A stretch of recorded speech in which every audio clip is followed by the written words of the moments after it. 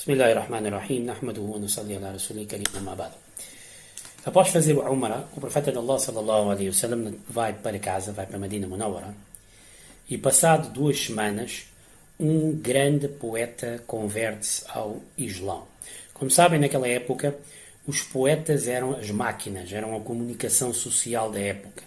Eram eles que veiculavam as suas ideias, eram eles que faziam chegar as mensagens através da poesia para todo lado.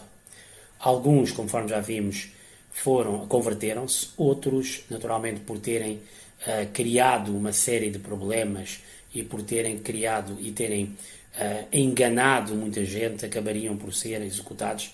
Foram entre eles, nós falámos na aula da conquista de Meca. Mas o melhor de todos eles era este homem, Ka'b bin Zuhair.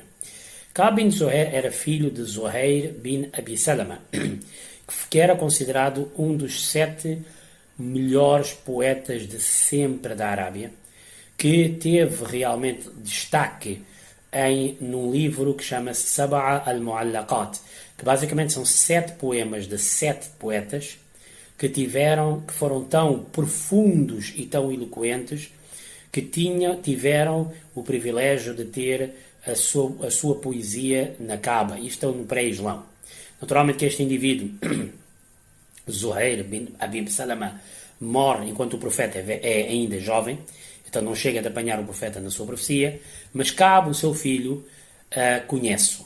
Numa primeira fase, Ka'b sempre foi contra o profeta, sempre escreveu contra o profeta, e quando o seu irmão, o irmão de Ka'b, converte-se ao Islão, isso irrita-lhe mais, e ele começa a escrever mal sobre o próprio irmão, depois sobre a cidade de Medina, e depois no fim ele pisa a linha quando ele começa a falar mal das próprias mulheres muçulmanas.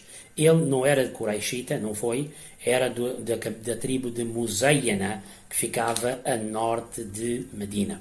Quando os muçulmanos voltam outra vez para Medina, a partir daí o profeta, o seu irmão, ainda bastante, apesar de estar magoado pelas coisas que ele escreveu, lhe escreve dizendo-lhe que das duas uma, ou vem para Medina e confessa-te e pede perdão e converte ao Islão, ou então é melhor ir embora porque daqui a nada nós vamos chegar à tua cidade. Ka'b era um homem culto, percebeu o que fez e vai a Medina Munawwara, dorme na casa de uns familiares e na hora do Fajr vai ter à mesquita, senta-se em frente do profeta, segura a mão do profeta de Allah sallallahu alaihi wasallam e pergunta ao profeta de Allah se realmente Ka'b vier cá um dia. Isso mostra que o profeta não o conhecia. Aliás, ninguém o conhecia. Conheciam a poesia dele, mas não o conheciam pessoalmente. Mas, se o Ka'b um dia vier cá e converter-se, o Senhor vai aceitar? O profeta de Allah sallallahu alaihi wasallam diz que sim. Ele diz, eu sou Ka'b.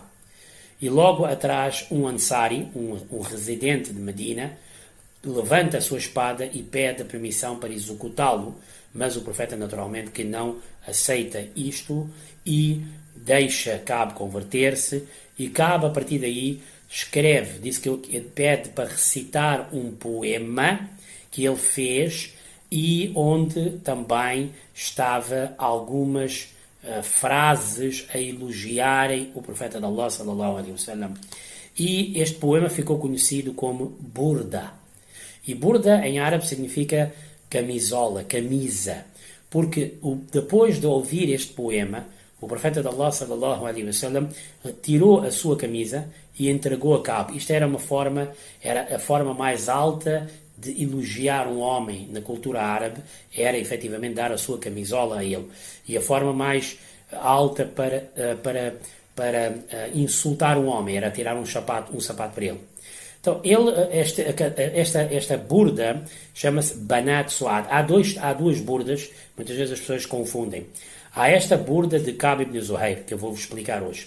Mas também havia uma outra burda que ficou muito famosa, que foi no século XIII, que um eminente místico sufi no Egito, Imam al-Busiri, escreveu, e dizem que quando ele escreveu essas palavras a elogiar o profeta de Allah sallallahu alaihi wasallam, também sonhou que o profeta tirou a sua camisola e deu-lhe a ele. E por essa razão ainda hoje as pessoas ouvem, e naturalmente a todas as mesquitas, Maulaya Salli wa Sallim Da'iman Abada, normalmente costuma, portanto, foi essa burda e é bastante famosa.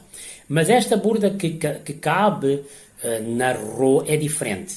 Chamava-se Banat Su'ad. Portanto, tal como todos os poemas árabes, começa a falar sobre uma história de amor que portanto, aconteceu com uma rapariga chamada Su'ad, e a partir daí ele, é uma cassida, é um poema de 58 versos, todos eles que acabavam com a letra Lam, por isso é que é conhecida como uma Lamia em árabe, porque acabava tudo com a letra L.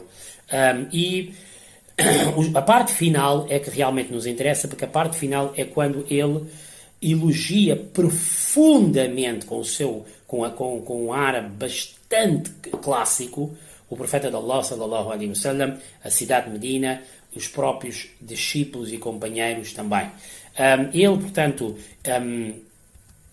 este poema, portanto, conforme expliquei, tinha a parte final, que era a parte que mais impressionou o profeta de Allah, sallallahu alaihi wasallam, e cuja a tradução em português é: o mensageiro de Allah é uma luz, é uma fonte de luz, é uma espada, uma lâmina indiana, uma espada desembainhada das espadas de Deus.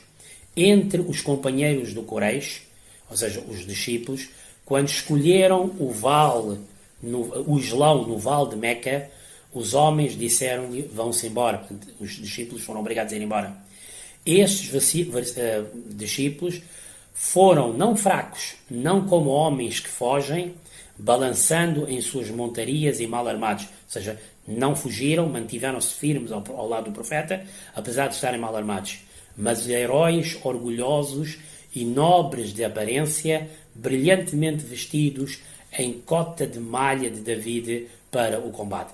O profeta, sallallahu alaihi wasallam, quando ouve esses quatro, ele fica muito, muito feliz, até manda as pessoas ouvirem com atenção, e levantou-se e entregou a sua camisola em respeito e homenagem, em prémio, portanto, por esta poesia. Como sabem, naquela altura, a poesia era o meio de comunicação, era a grande arma que realmente era utilizada para veicular as notícias. Ka'b também diz que escreveu sobre os Ansares, a quem ele tinha criticado, e Omar radiallahu anhu também no seu califado vai utilizá-lo também, e gostava muito de ouvir os seus poemas.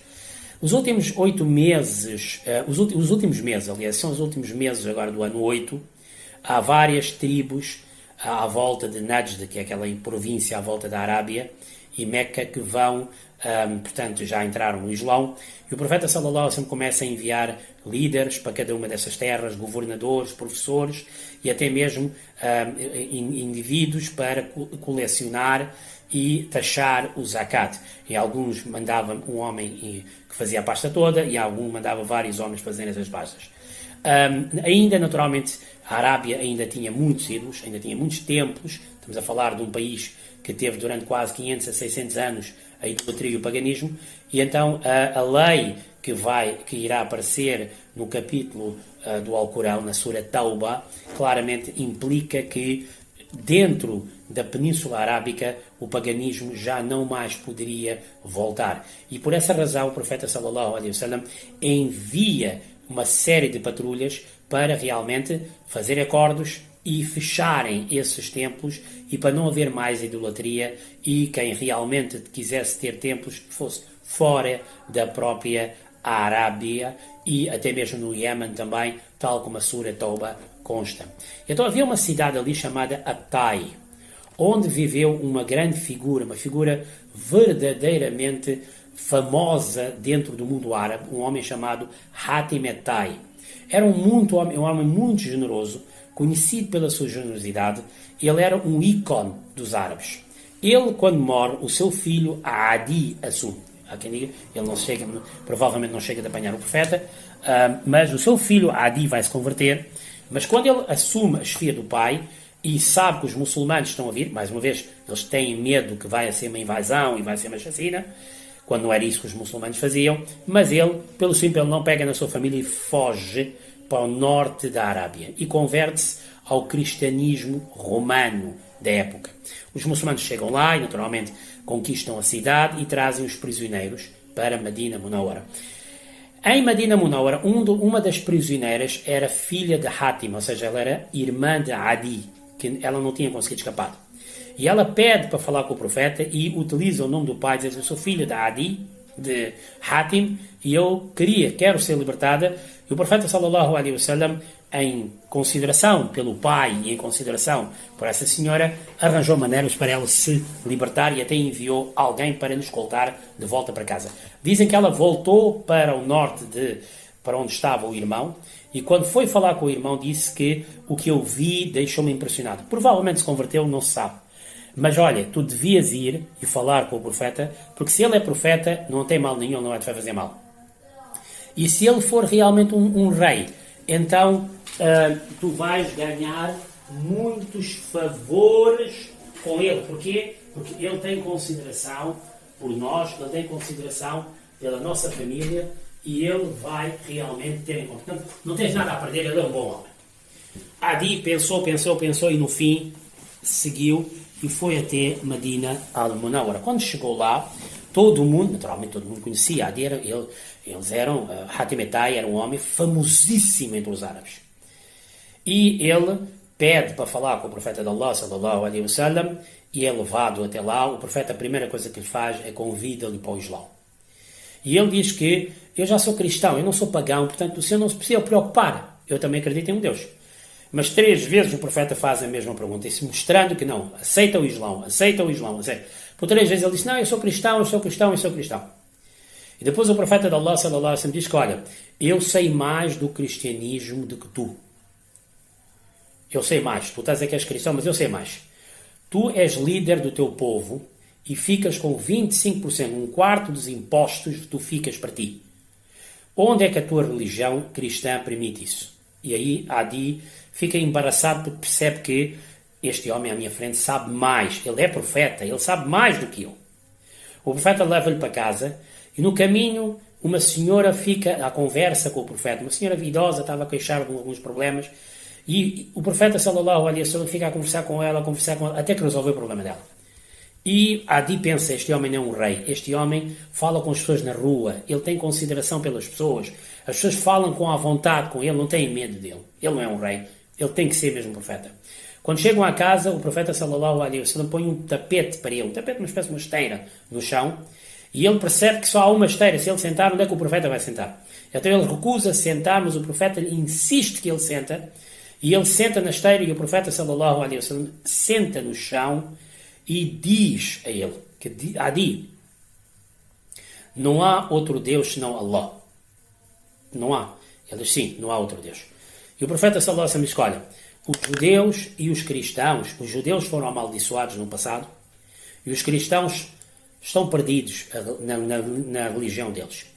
Portanto, eles não são iguais a nós. E por essa razão é preciso, muito importante perceber isso.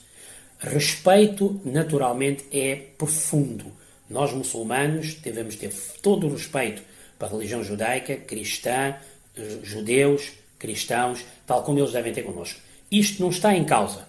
Mas ter respeito é uma coisa, concordar com as ideias é outra. Os judeus não acreditam em Jesus Cristo, nem acreditam em Mohammed. Os cristãos não acreditam em Mohammed, sallallahu alaihi wasallam.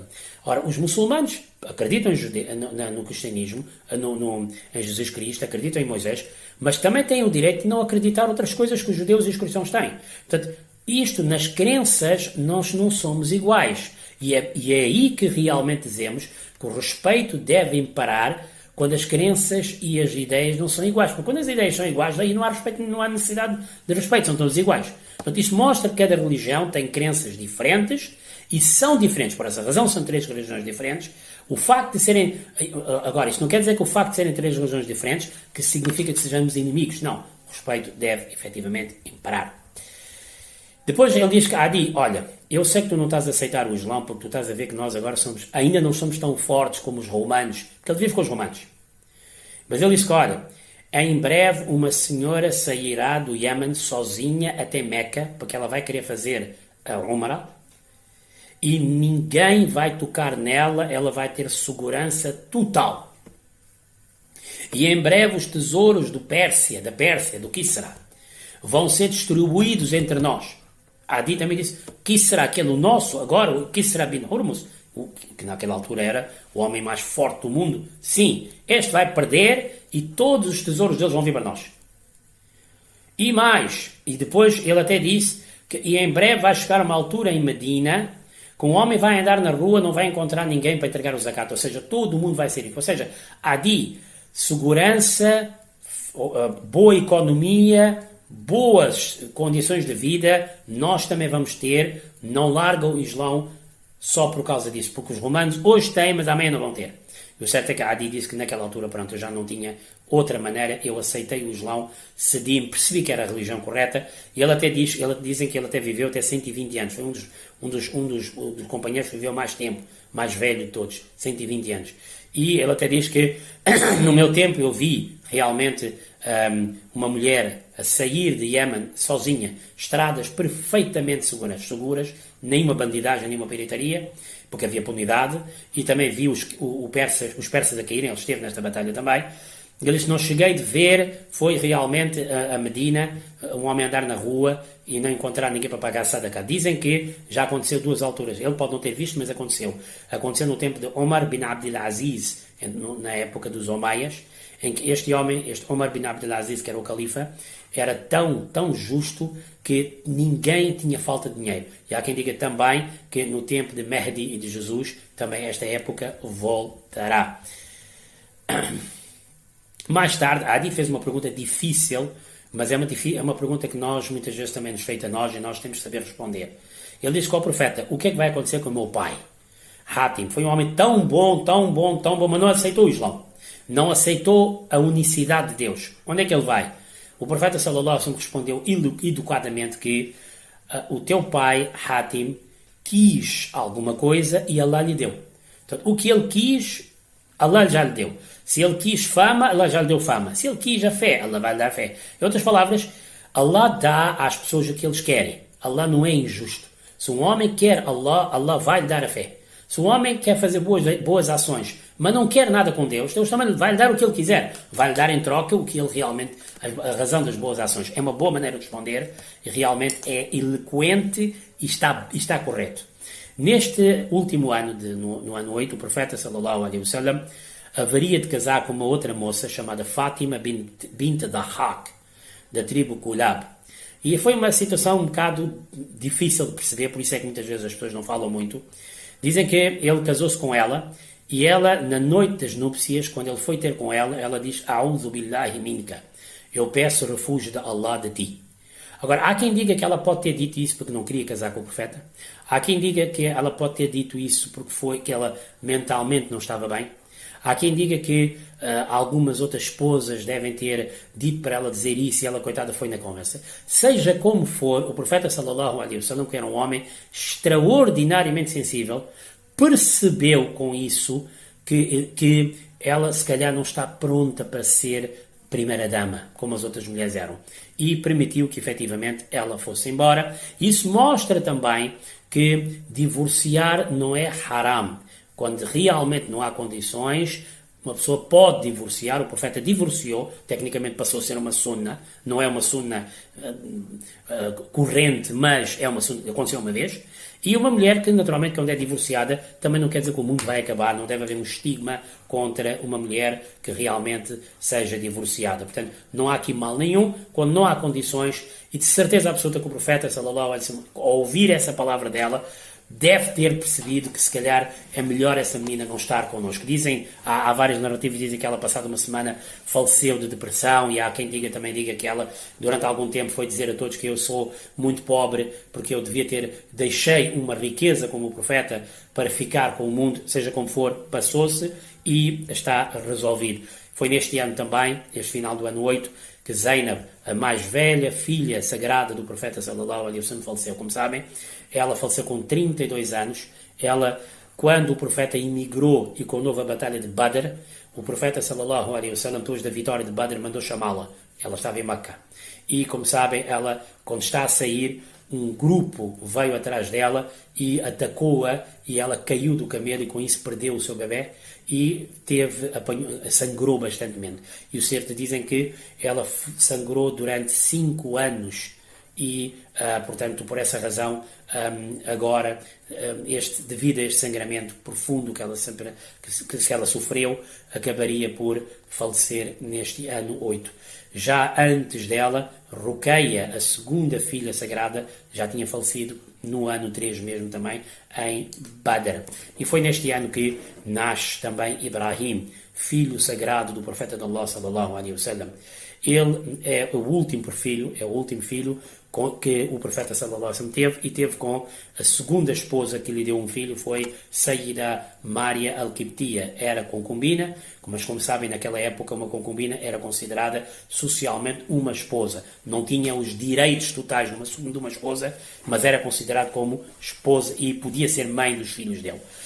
E Maria Qibtiyya, que tinha sido um presente que Muqawqis, o governante do Egito, tinha enviado no 6º ano, ela ficou na casa do profeta sallallahu alaihi wasallam, e passado esses 2 anos, ela chegou no ano 6, passado 2 anos, nasce o seu filho Ibrahim. O profeta sallallahu alaihi wasallam beijava-o profundamente e cheirava o seu perfume, gostava muito dele, e mesmo naquele dia em que ele nasce, o profeta sallallahu alaihi wasallam disse que um menino nasceu para mim ontem à noite, que eu chamei pelo nome do meu antepassado Ibrahim. Da mesma forma que Ibrahim também teve uma concubina egípcia, e com ela teve Ismail, com o qual nasce a linhagem do profeta, sallallahu alaihi wasallam. Aqui também é curioso que o profeta também tem uma concubina egípcia, também tem um filho, e deu o nome de Ibrahim.